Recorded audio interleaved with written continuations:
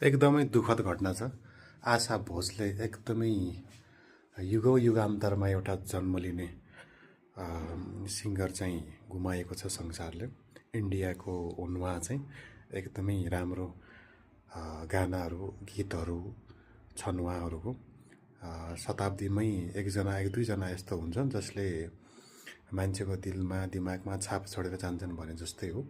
उहाँको नेपालीमा पनि गाना छ। अलमोस्ट 11,000 देखि 12,000 गानाहरू गाएर उहाँको अन्तिम विदाई भएको छ संसारबाट। चेस्टको इन्फेक्सनले गर्दाखेरि उहाँको निधन भएको हो।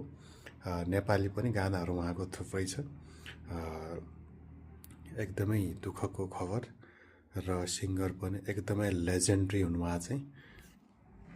उहाँको एकदमै नेपाली मलाई मनपर्ने गाना चाहिँ गैरी खेतको सिरै हान्यो भन्ने छ।